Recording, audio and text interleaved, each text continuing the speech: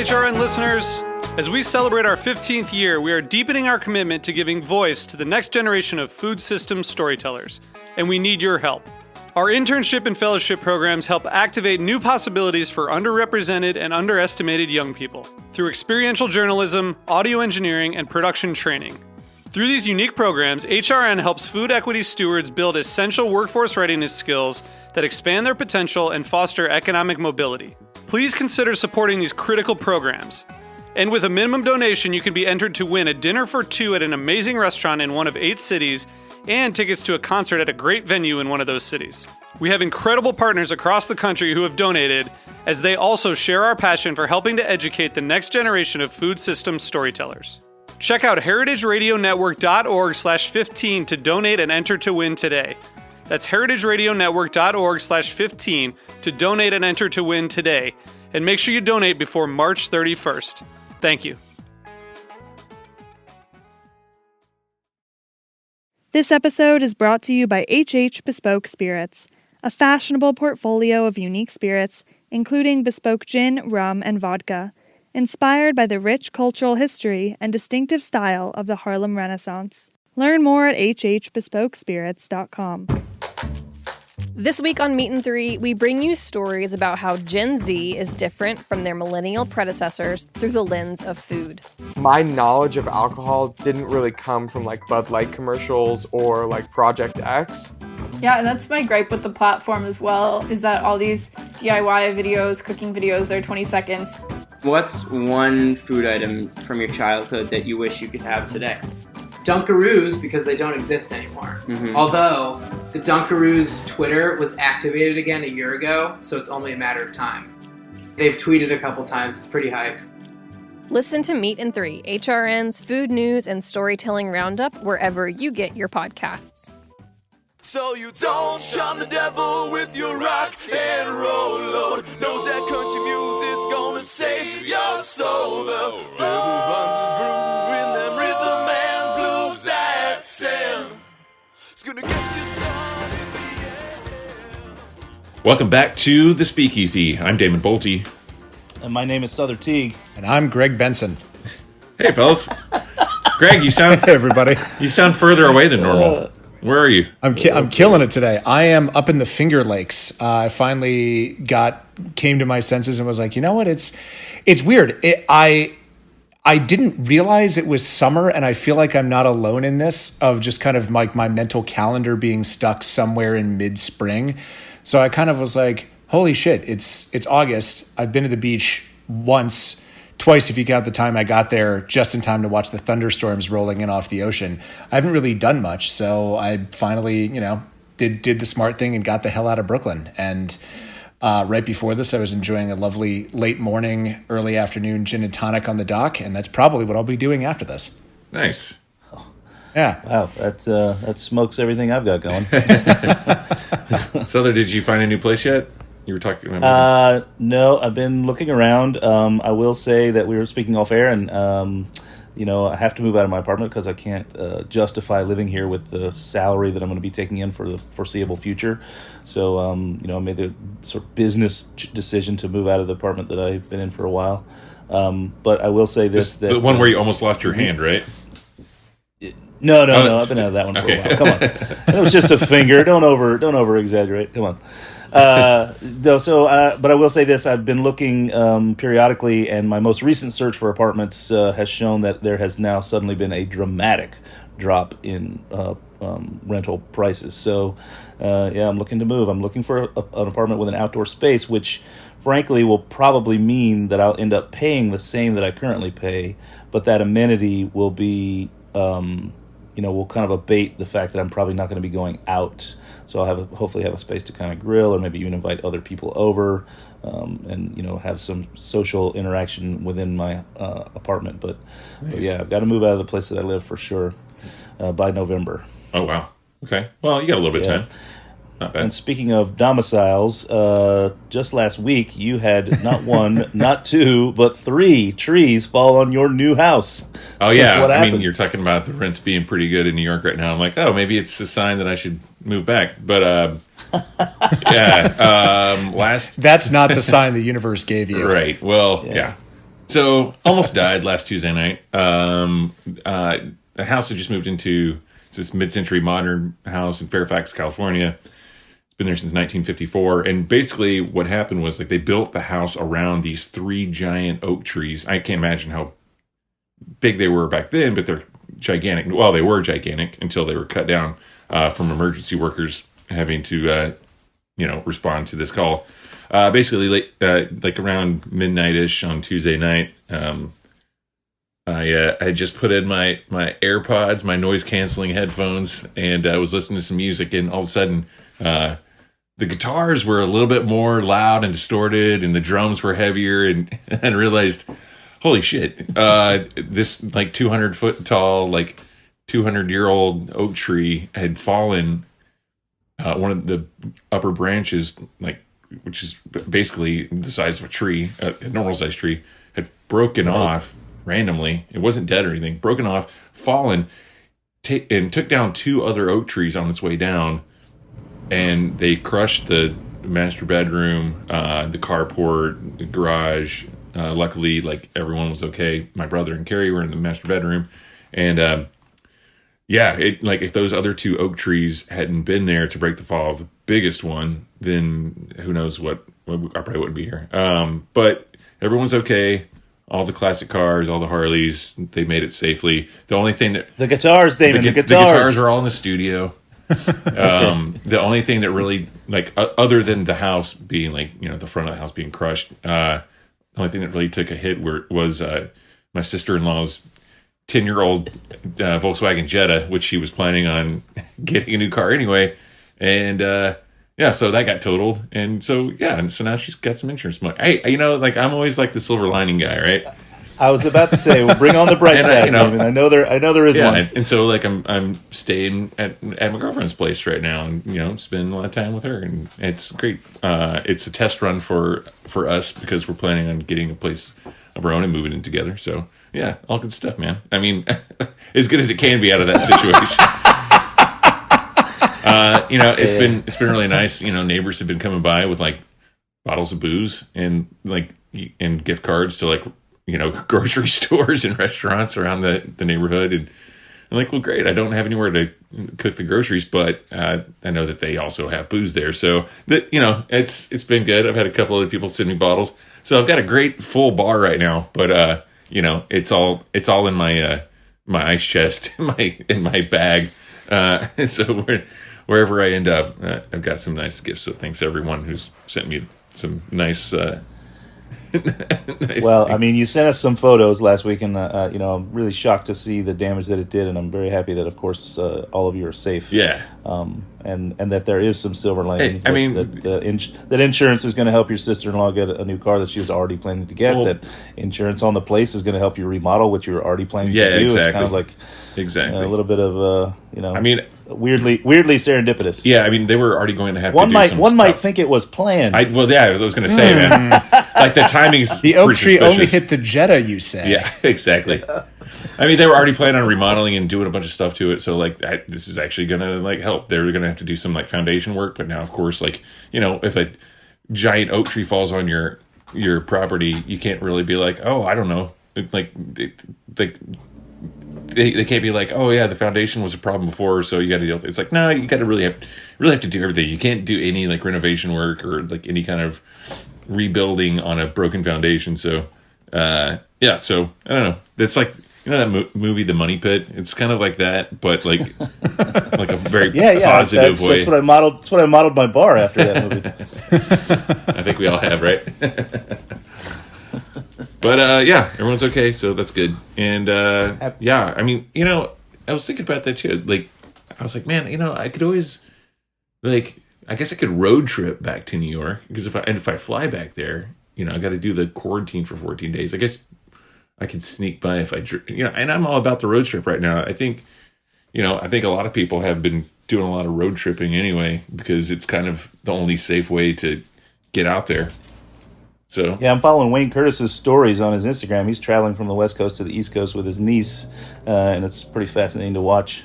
I don't know what's going on right now here, though. Are we escaped from New York, or are we escaped to New York? Which way are we going right now? Yeah, it's Seems escape like to. I can drink in a parking lot anywhere, but but I do miss New York. So yeah.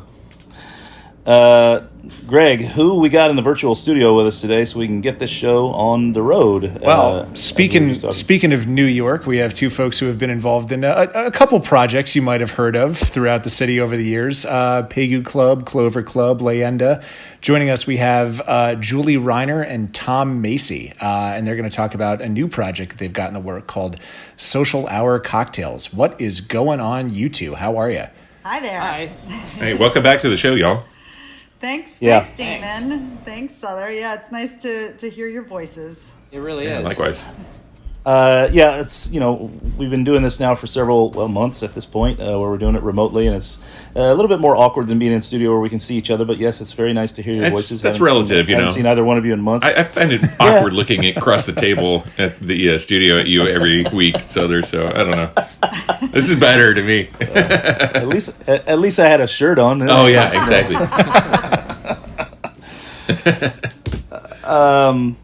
Well, guys, I guess the first thing I would ask, is describe a little bit about what's going on with your bars during the pandemic. Like, how are you coping with all of the restrictions and new things that pop up every day here to try and eke out some kind of business? I know we're all struggling, but we're all in the what's trenches. going on with you guys? It's been quite a roller coaster, to say the least. I know, Sother, I've seen, you've been going through it as well. It's been challenging. I will say that, this is something that I never saw coming ever, and so I think in the very beginning it was just really shocking, and we've just, and every 2 weeks it changes. We opened for to-go cocktails, and then we were able to, or we were selling to-go and bags, and then we were able to put a table at the front door, and we were doing cocktails in cups, and then we were able to have some tables outside, so we've just been kind of pivoting with what we're allowed to do and trying to bring in as much as we can to maintain our businesses. Thankfully, we're in a neighborhood that support, that there are people there, and there are people working from home, and unlike a lot of the other bars like in the city or financial district who are really out of luck, we have people rooting for us in Carroll Gardens and Cobble Hill, so that's been great.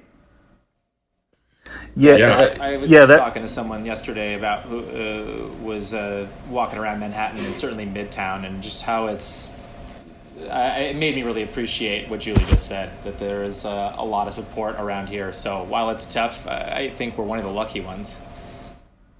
Yeah. It's tough everywhere. I've been doing a bit of delivery on my stupid little electric scooter, and when I get over into Brooklyn, it seems like a whole different world. When I'm in Manhattan, it's very, there's plenty of sidewalk cafes and parking lot cafes that are going on, but they're not nearly as bustling, or still there aren't as many people literally walking around on the streets as when I get into Brooklyn. I think there's a lot of people who bailed out. They just jumped ship. Yeah, it's always funny to me. I always remember, having customers come in to Prime Meats back in the day and be like, "Oh my God, what? This is crazy! This is the first time I've been to Brooklyn in 70 years, and why would anyone live here?" And I'm like, "Why would you live in Manhattan?" I know, yeah, it's so true. Yeah, and it's been, so it's been. Sorry, Sother. In that sense, it's been good. It's also been really tough, in the very beginning when we first were able to do this, it was like the owner show. Tom would come in one day and do all the batching, and then I would come in the next day and put all the cocktails in bags for the orders and organize the orders, and then stand at the front door, and when people would walk up, I would grab their bag and set it on the table, and then back up 6 feet and let them grab it. It's crazy, and then once we were able to open, it was Tom and Christine and myself and KJ and Sue just kind of doing everything, and down to waiting tables outside. So it's exhausting. Speaking of silver linings, I said early on, obviously there's a few more staff now, but I said one of the only silver linings back in May Was it because I did all of the batching? Was that my like sort of meticulous, obsessive sensibilities? It was kind of satisfying to have made literally every cocktail in Clover Club for like 2 months. You know, It's quite a feat. Yeah, that was just like, yes, these are all perfect. You know, yeah. Other than that, it's been. We often say it's like, oh, we're opening our third restaurant in like 8 weeks. You know, because it's just a totally new format and new system. And Right. sometimes the system will change. You know, hours apart. Like I remember, I think. It was maybe when we were opening, I call it the table bar, when it was the table right at the door, when people could just get cocktails to go. And we had this whole system set up. And then like on Friday night, at the end, Julie and I were like, this doesn't really make sense. We should do it this way. You know, and so like the whole day had been spent prepping for this table bar, and then we had to change it all for the next day. And it was the right call, but it was just, you're just making it up on the fly. Yeah. I feel like 100 days pass and it's 100 new businesses. Every single day is a brand new approach. How do you? How isn't the right word? Is there sustainability to this? How long do you think you can continue in this current state of affairs? Right now, we're maintaining for sure. We're lucky also in that our landlord has been very fair and has reduced our rent for the rest of the year. So financially, the places should be able to sustain themselves. Who knows what's going to happen when it gets cold out? Right now, it's sort of like we know that we'll have tables outside through October. But then what, So I don't know. We'll see what happens November, December, January, February. Who can say? I don't know. Yeah, we were actually looking into, for Grand Army, like looking into getting because we set up our like.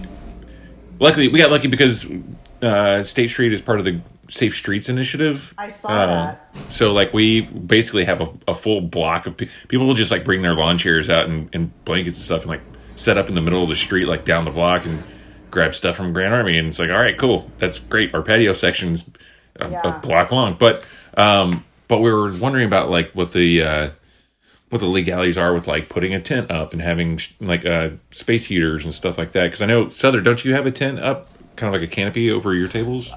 I've got a canopy, and we've considered that, but again, it's just throwing maybe good money after bad at that point. We don't necessarily think we're going to wind up paying for all the furniture that we already bought, because we didn't have any of that. Right. We don't have tables and chairs and any of that stuff. And also to keep heat, you'd want to put some kind of, again, less than a canopy, more of a tent. You'd want to kind of have quote unquote walls, and that's the whole point of being outside. So. Right.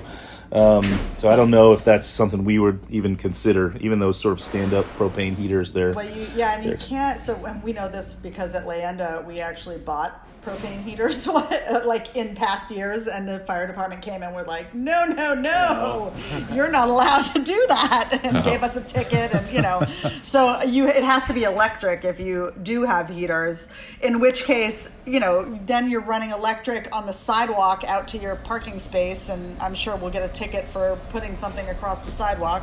So I don't know that that's going to be possible either, but I know that for Tom and for all of us, I have all these side hustles going to actually make money to support my family, because Susan and I all of our eggs are in the same basket, and we're not going to be able to pay ourselves out of the bars for the rest of the year.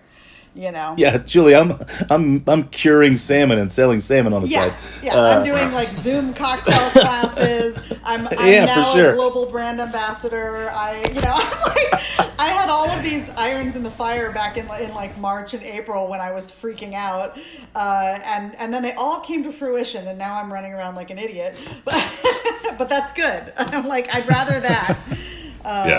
Than the other situation of just going into debt over the course of the year. Right.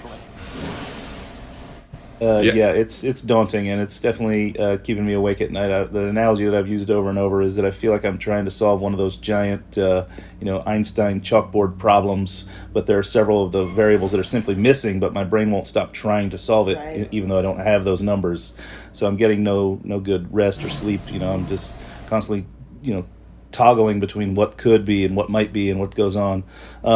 Schools are probably going to reopen, and they're not going to. It doesn't look like they're going to allow restaurants to reopen, which I think seems, strange. I'm not ready to reopen. I'm curious to know if you are. Like, personally, I haven't really been. I've been to 2 places that do outdoor, and I've kind of like not had the greatest experience at either one. Not for any fault of theirs, for fault of my own. I'm not ready. Yeah. How do you guys feel? Are you ready to have people back inside? Are you ready to go back inside yourselves? I'm not ready yet to have people back inside. Totally. Yeah. Yeah, it's We even were when glad when they postponed it. Yeah. Yeah, when they did, the date that they did have, we were like, I think we'll wait, and then they postponed it from there, which we were thankful for. And even, it's like Tom and I both have kids, and my daughter's 11 and she's going into 6th grade, and we don't even know if we're going to actually send her to in-school learning, because we've talked with other parents, and so many of them are just not sending their kids, And I think that also I think the idea with the government was that it's sort of like either schools or restaurants, because they know that there's going to be a spike when one or the other reopens, and they chose schools. They chose to throw the kids out front. Exactly. I mean, kids like and teachers. There's no alcohol involved in school, so. Right, which seems just patently madness to me. We're at a point where we should probably take a quick break and hear from our sponsors, but we're going to come right back and keep talking to Julie Reiner and Tom Macy about your pretty exciting new project, Social Hour Cocktails. We'll be right back. Stay tuned.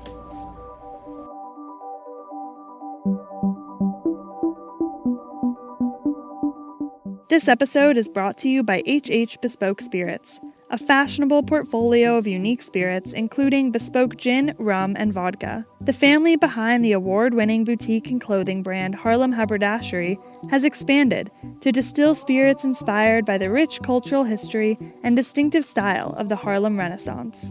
The Black and family-owned HH Bespoke Spirits are available at bars, restaurants, and retailers across the United States. Learn more at hhbespokespirits.com and follow them at hhbespokespirit.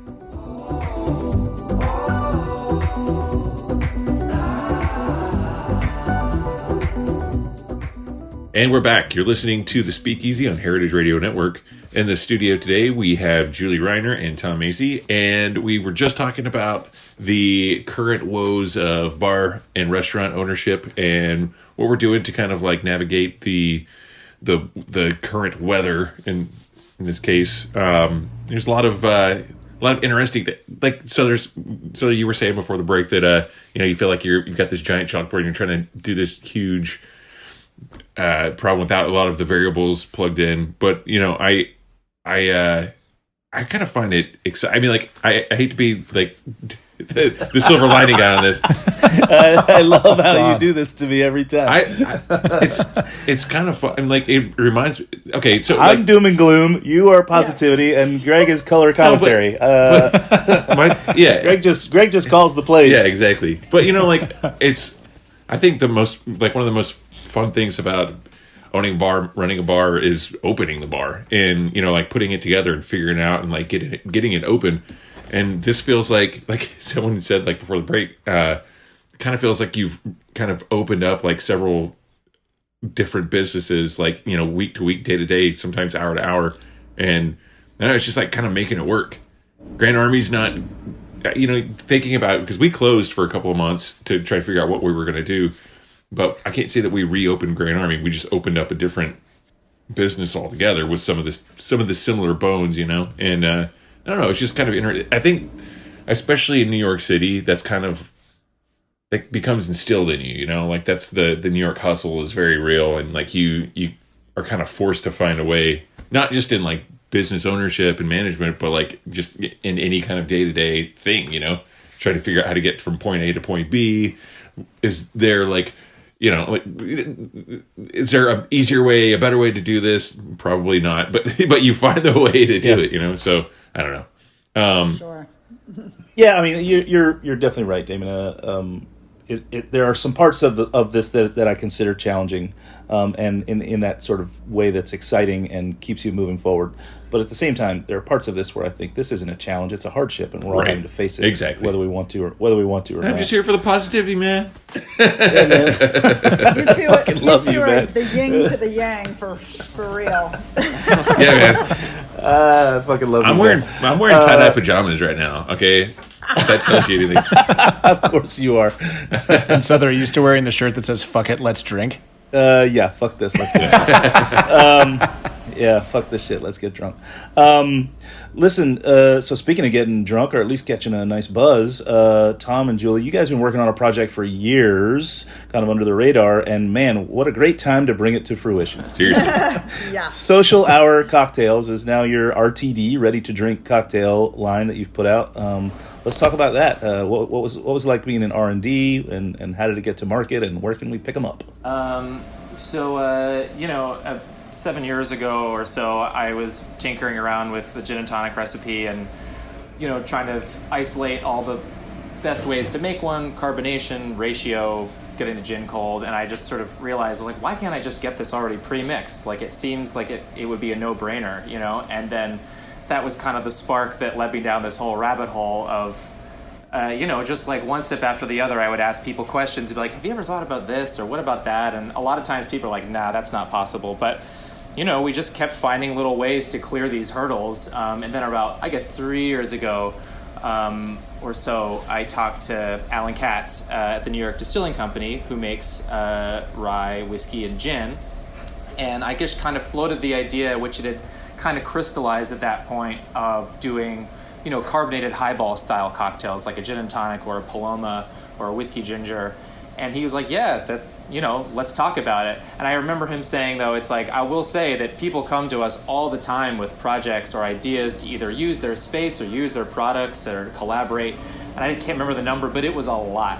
And he was like, only one of them has made it to market. And like one maybe is going to come to you later this year. And it kind of made me realize, like, oh, they think this is going to be a lot harder than I expect. We lost... because I should tell we got into real R&D from there, and it was...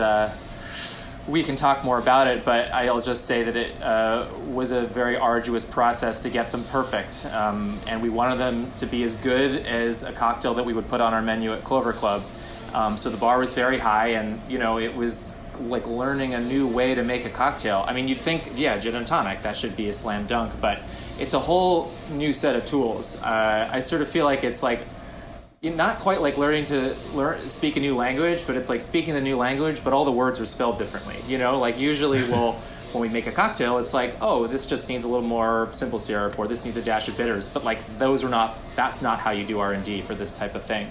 So we did all that. We got through it. Sorry, go ahead. I'm kind of fascinated by the notion of the scaling of a thing, right? Yeah. I'm sure that's kind of what you're alluding to when you say, it's not just a matter of adding a little bit more simple syrup or what have you.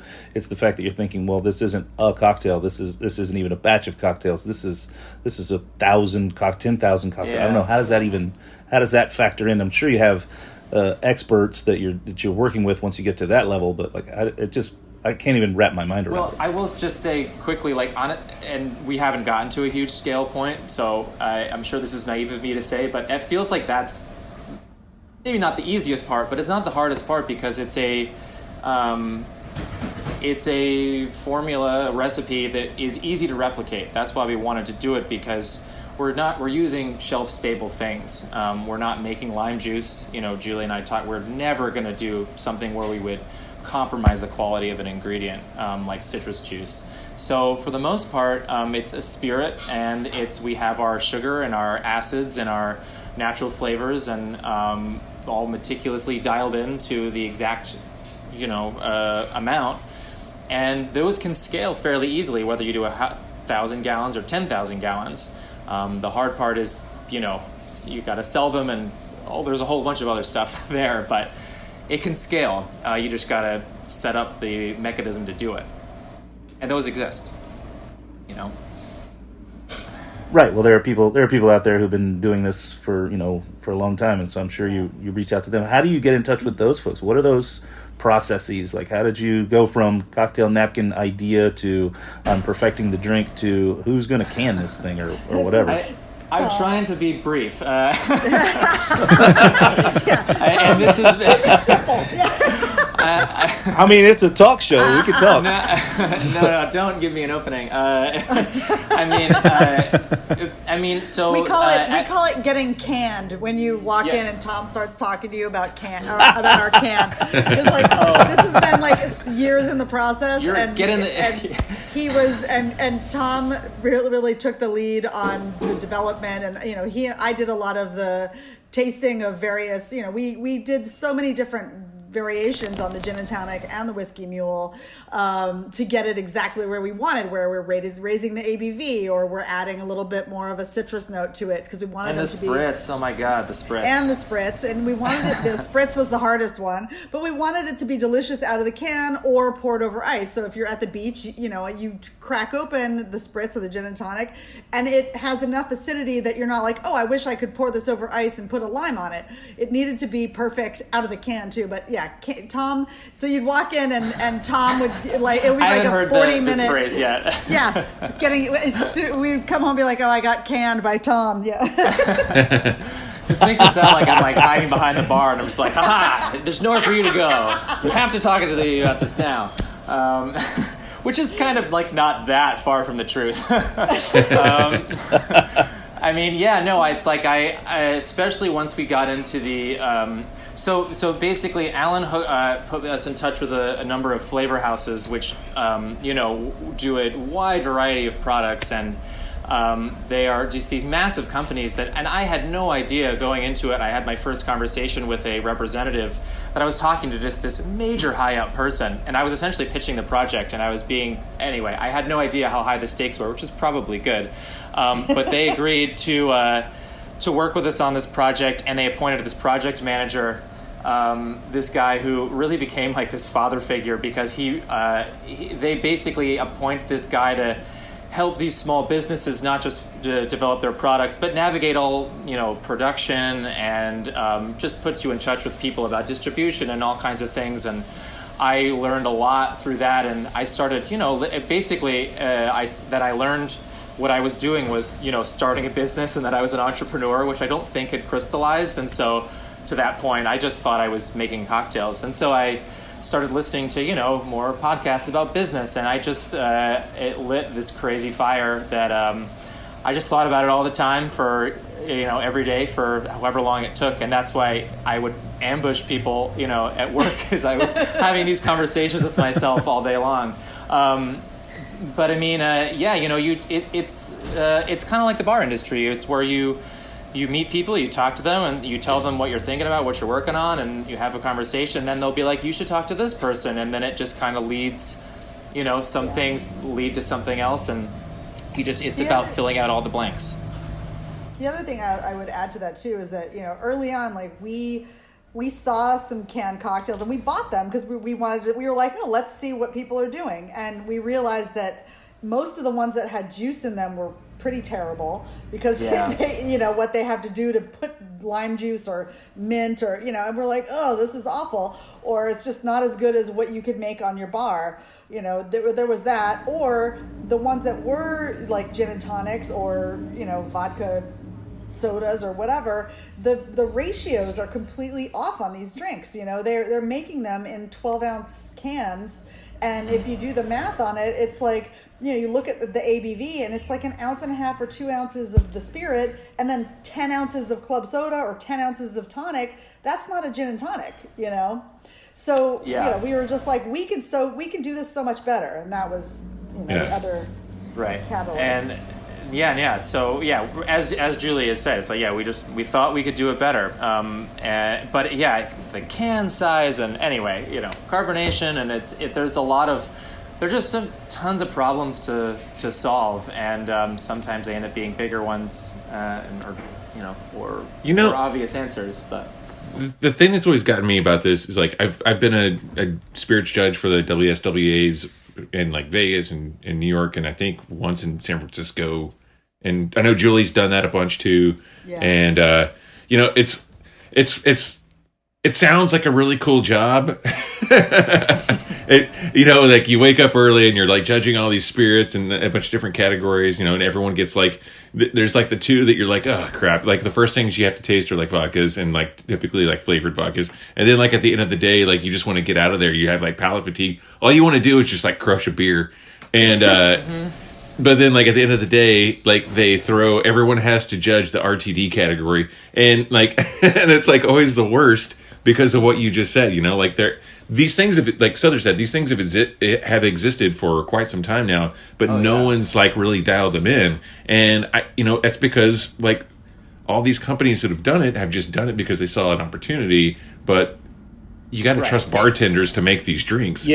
Yeah, it looks like they're leading with convenience instead of leading with taste. That's like one part of the puzzle, and they're like, oh, people will buy this because they don't have to make the drink themselves, or they can have it anywhere, and they don't think about filling out the other side of it. And now the category is growing, but as we remark a lot, like a lot of them, and because this is how it has to be done, you have to have a license to produce spirits. You can't just buy a bottle at the liquor store and then like batch a cocktail and then sell it at a different liquor store. You know what I mean? That's not legal. You need a license to produce spirits. So most of the RTDs are made by spirits producers, and some of them may be great at making spirits, but that they know how to do that. They don't make cocktails, and as we all know, it takes a long time to really perfect it, to get good at it, or know how to troubleshoot a cocktail, and I think that's something that we're hoping will make a difference with our product, is that we've been obsessing about perfecting cocktail recipes for decades. That's what we do, and not many companies out there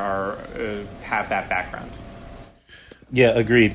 You touched a little bit on legality issues. What are the legality issues between, I'm an owner of a bar as well, and you guys own a bar. How does that work between owning a bar and selling a product? Tom and I are not owners at the Clover Club. Our spouses own the Clover Club in Leanda. And and good old loopholes. Yeah, nice. Yeah. So that's what we'll say about that. Yeah, fair enough. We'll let that one lie then. Yes, we run the Clover Club, but that's it. My lawyer said, just don't forget birthdays and anniversaries. Right. Nice. Keep it tight. Yeah. That's great. When did because it launched during all of this, and I feel like time is in this crazy state of flux at all points. What was the date that you finally launched this years long process? We were actually supposed to launch in April.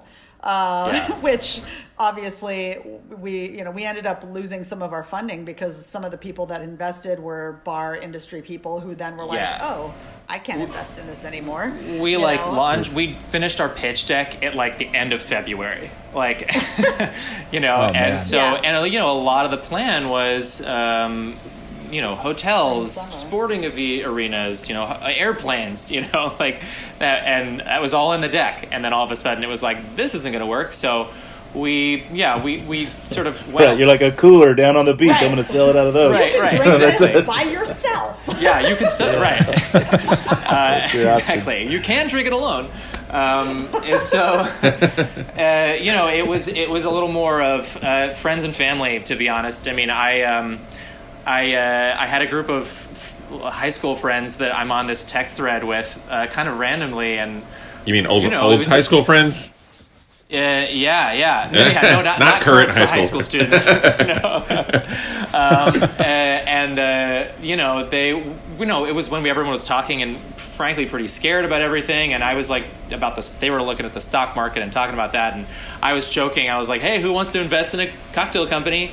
Kind of joking, because I was just like, it was really crushing because we had, as I just said, just worked so hard to get to this point. I just felt like, I often want to say Sisyphus, but I don't want to say Sisyphus because he never's done with his work. He never gets that boulder over the hill.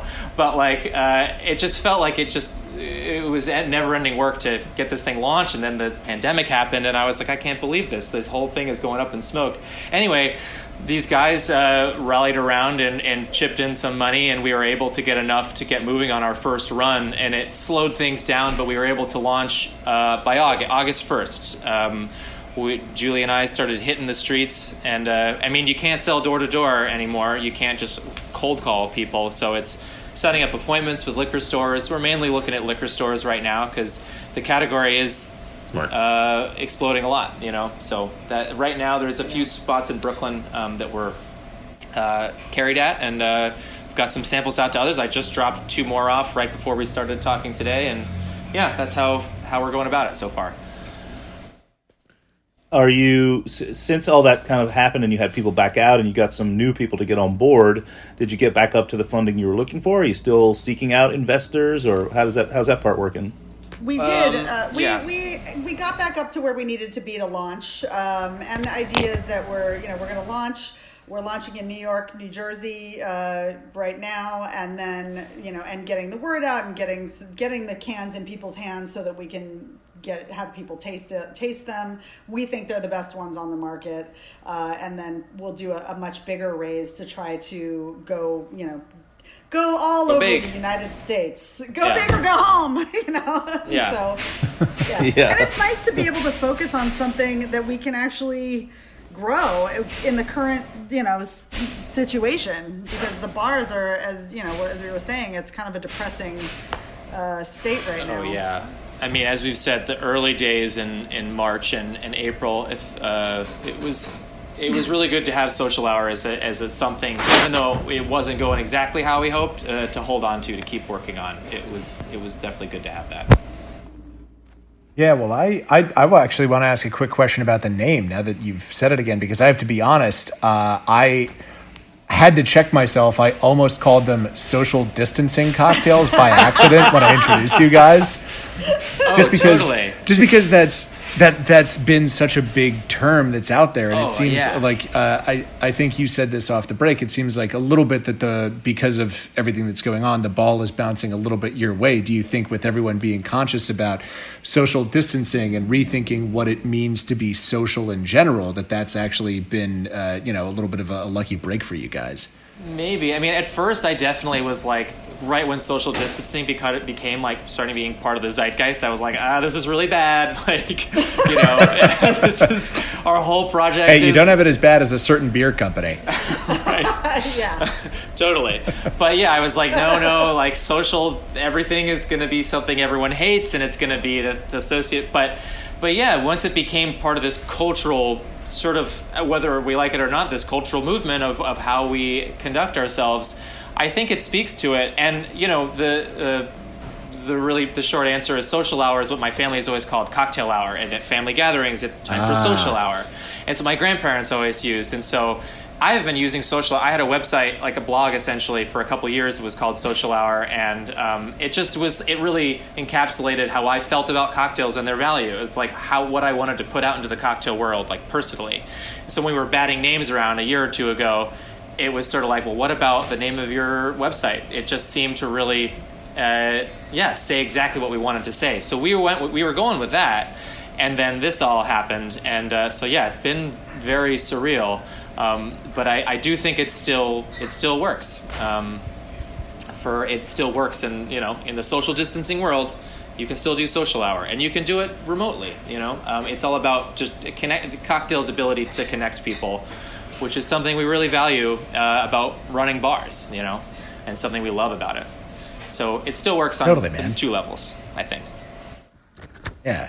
And I've personally been saying since the beginning that I think social distancing is bad branding. I always think it should have been physical distancing, because we're having to, rethink, you can be physically distant but socially close to people in ways that aren't, exactly what we're used to, certainly not what we would like, but it's still possible and necessary to connect with people in a way. And I think it's good to have, that image of what it means to be social out there. Right. That's a good point. I haven't thought of that, because you're right. It's like they're not saying don't socialize, they're just saying do it from a distance. Yeah. I agree with Greg. I've been on the phone with more of my friends from both here in New York and all over the country and world more in the past 5 months than I probably have in the past 5 years. Yeah. So I feel like in an odd way, I've been socially closer to my friends over this time than I have been in normal times. Yeah. I just pulled up your website right here, Social Hour. Welcome to the new craft cocktail revolution. Barstool optional. I love that. And I'm looking at the cans themselves. They're beautiful. Who designed them, and who kind of came up with these designs? This guy, a company called Ebbing Branding, started by this guy Matt Ebbing, and that's the whole podcast in and of itself. It's like, which I will not take you on, but basically, it was kind of like, oh right, we got to figure out how these are going to look. I mean, we're not, obviously the cocktails were the most important thing to us, how good that they tasted perfect, but we're not oblivious to the fact that these things needed to look great too, and the goal has always been a great product and a great package. So it was just looking around online on Pinterest. You'd find a product that you really like. Sometimes you plug that into Pinterest, see what comes up. Sometimes you could Google the product and find the company that actually designed it. And in the case with Matt, I found him. It wasn't a product that he had done, but I liked what I saw. I stumbled across it, and we got on the phone. He was the first person I talked to. So, every stage of this project has been like, well, I've never done this before, have no idea what I'm doing, and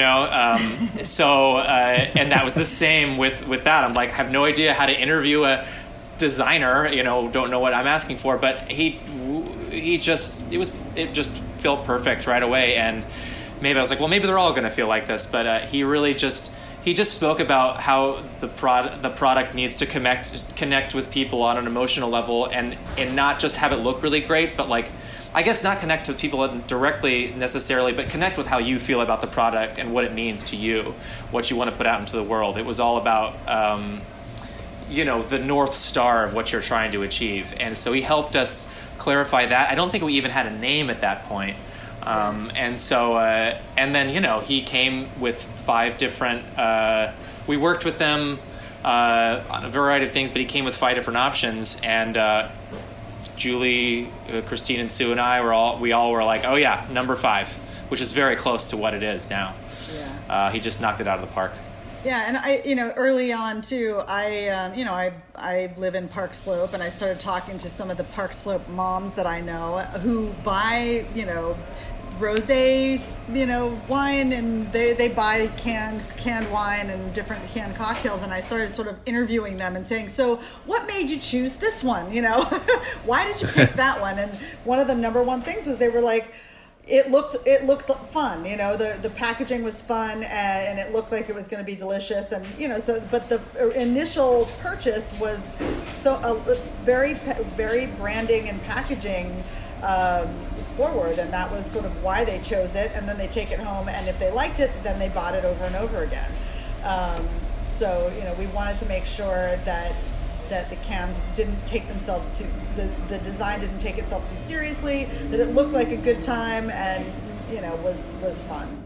Yeah, I mean, to me, Damon's hammered this notion into my head over the years.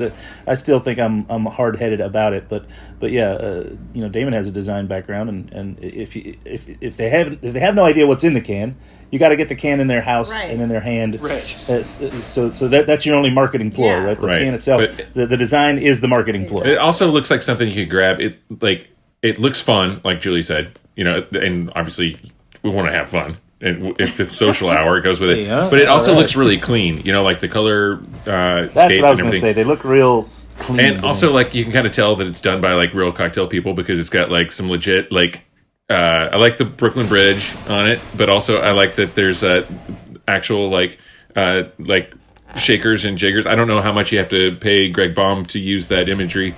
Hopefully he's not listening. Boum gets his cut.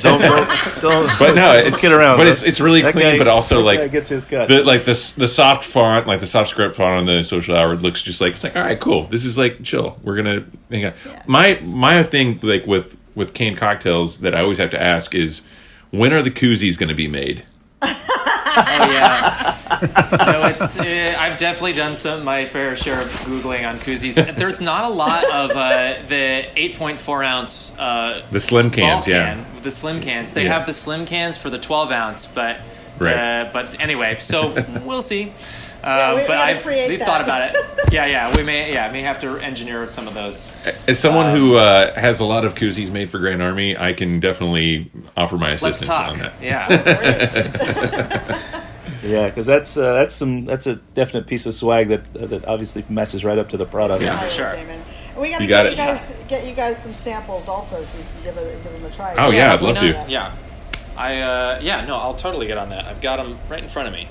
I was saying too. Just I think the can whatever. It's just like when you're designing these things, you learn all about the different metrics. And what was nice was that like a third of the can is all the government mandated stuff, and then there you have two more thirds. And so I think what they did that was really smart was that you say like there's one side that looks very clean and says what it is, what the brand is, what's in it, and then the other side is just like this big explosion of fun stuff with the Brooklyn Bridge and all that stuff. And I think that was, that's all on Matt's team. But it really helps to have you assembling a good team and not just thinking you can do it by yourself, which is a problem that I sometimes have.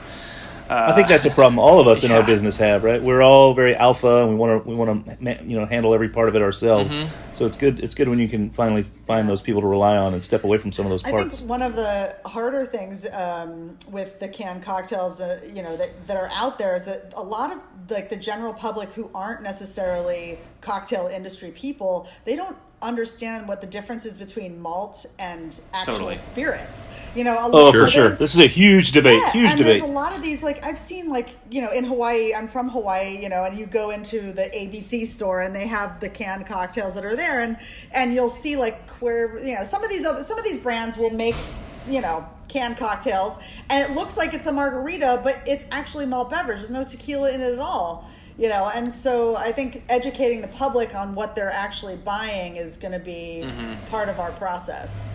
Yeah, I think that. Yeah, for sure. And I think the more the products that hit the market that are making that argument, I hope that will be a distinction that people start to make. But you're right. A lot of people probably don't realize that White Claw is essentially beer. They probably think it's a vodka soda. Yeah. Oh, they absolutely do, and this is a debate we've talked about many times. And I wanted to bring this up in a casual way, and so here we go. What does that mean for price point of your product? Because you're using an actual spirit versus a malt beverage. How do you keep it in that zone where people want to buy it? And then another question that's a little bit maybe out there. How many calories are in each can? Because I know this is a big thing that the consumer wants to know as well. Well, with the price point thing, I mean, even if we were we're going to make White Claw, but with vodka, same proof, same flavors, it's just going to have vodka, but not be malt, and that's going to be our differentiation strategy, we'd have to charge $2 or $3 more a can purely on taxes alone. So there's just no way to navigate that, to basically to get down on that pricing level. So luckily, that's not what we were trying to do. Ours was about making a great product first and then seeing where things landed. Obviously, the economics were important, but we kind of let the process guide us there. So we're looking at about $5 a can and $20 for a 4-pack. So it's kind of carving out sort of an upper level niche in the RTD category, which we sort of think is underdeveloped. We think that there's room for a more premium type of RTD, and as people understand more the difference of why does this cost this and this cost that, that they'll understand why it's absolutely a great deal to have 4 cocktail bar quality craft cocktails around a 4 for $20. The second, you're not alone in jumping into that category at that level. We've had Aaron Polsky on a few times. I'm sure you guys know that guy.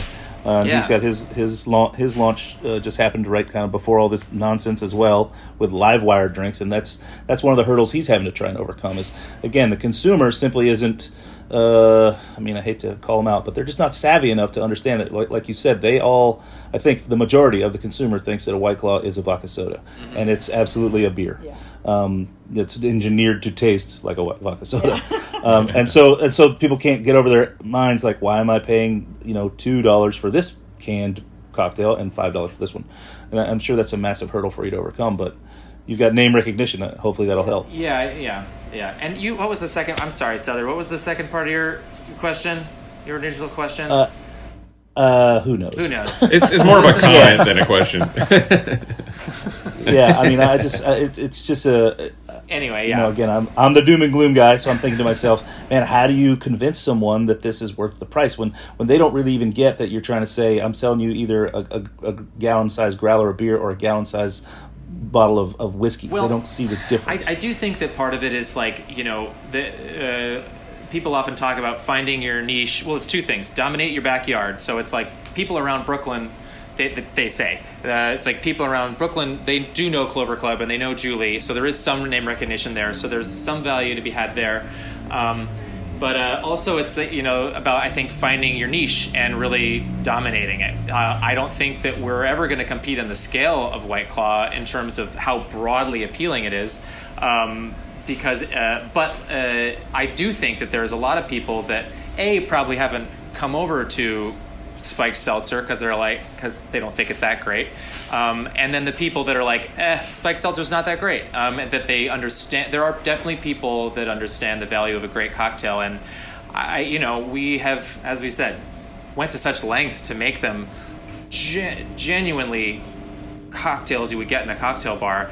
I just don't think that really exists in a big way in the market right now. And I think that when people taste it, they'll be like, no, you don't understand. This is totally different. But yes, it's definitely going to be about messaging. And I think that's a question we're asking ourselves now is how do we get the word out? How do we let people know that these are here? We know that they're good. We know that they look cool. Now we have to lead people to them. Well, you start by going on the That's I was going to say that. Yes. Thank you for letting us come on and dump all of our information. Yeah. Well, speaking of dump all the information, where can people find you if they want to follow up, ask questions? You got an Instagram you want to pimp or something we can put on the show notes for people to get in touch with you and see what the next steps are? Absolutely. We do have, so we're on Instagram, it's at Social Hour Cocktails. We're on Twitter at Drink Social Hour.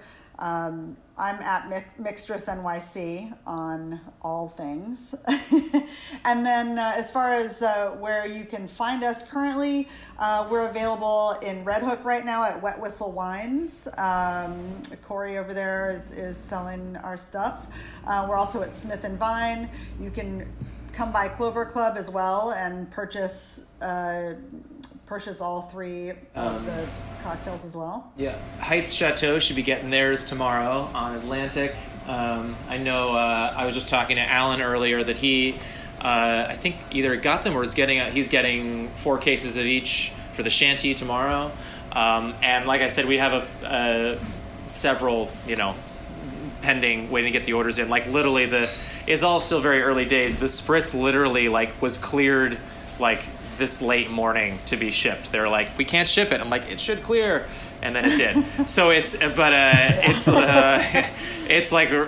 much at the moment, moment to moment, and we're reaching out to more people every day. I wish we could say exactly when, but we are going to have the ability any day now to go to socialhourcocktails.com, which is our website, and there'll be a shop page on there where anyone in New York State, initially just New York State, can order it to be shipped anywhere in the state.